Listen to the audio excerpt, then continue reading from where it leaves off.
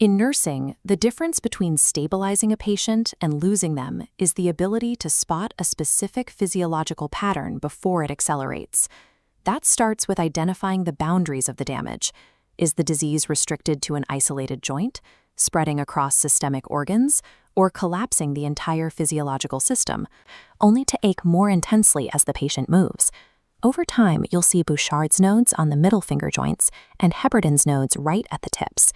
In the next room, we find a very different localized threat, gout.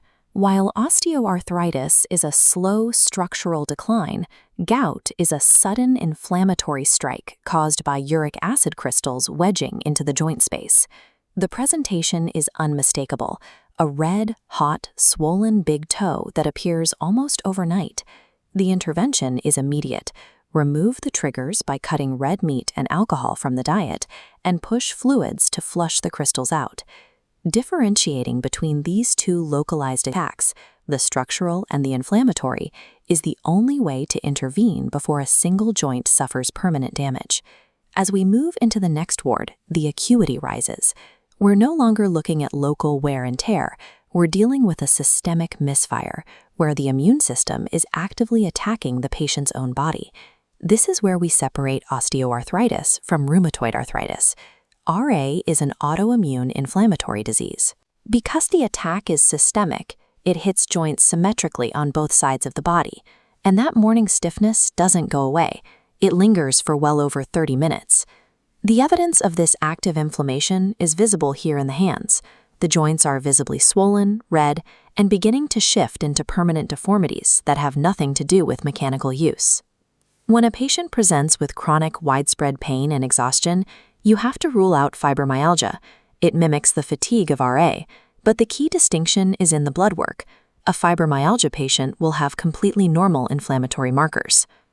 Then there is systemic lupus erythematosus, recognizable by the signature rash spreading across the cheeks and the bridge of the nose in a butterfly shape. This condition is uniquely sensitive.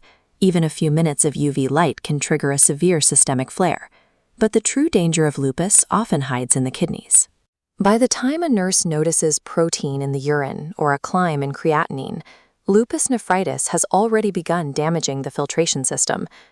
Managing these systemic conditions requires looking past the initial joint complaint to monitor for the early signs of multi-organ failure.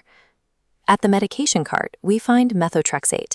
It's a powerful DMARD designed to halt the progression of autoimmune joint destruction. But suppressing a systemic immune response comes with a high price. Methotrexate is notoriously toxic to the liver and the bone marrow, making the treatment itself a major physiological threat. This drug requires a strict safety protocol, constant monitoring of liver enzymes and blood counts, an absolute ban on alcohol, and rigorous pregnancy precautions to prevent severe birth defects. When dealing with systemic care, the medications are often as aggressive as the diseases they treat, shifting the burden of safety entirely onto the nurse's ability to monitor for toxicity. The oncology floor represents total system vulnerability. In this zone, the body's natural physiological defenses have been completely dismantled. This maps the process of metastasis. Primary cancer cells bypass natural cell death and travel through the blood and lymph.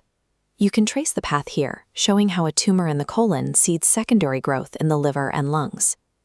Chemotherapy attacks these fast-growing cells, but it also wipes out the patient's healthy blood counts. When white blood cells and platelets plummet, the patient loses their ability to fight even minor infections or stop simple bleeding.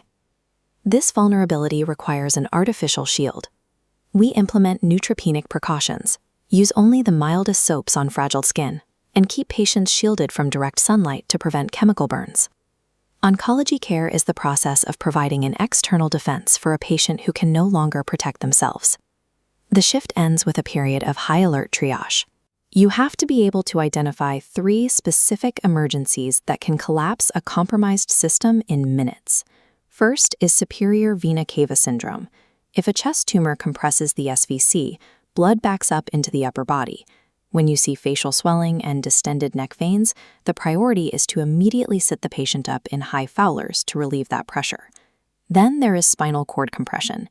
If an oncology patient suddenly complains of back pain and leg weakness, you must treat it as an impending neurological crisis. Without immediate intervention, this leads to permanent paralysis. Finally, we watch for tumor lysis syndrome.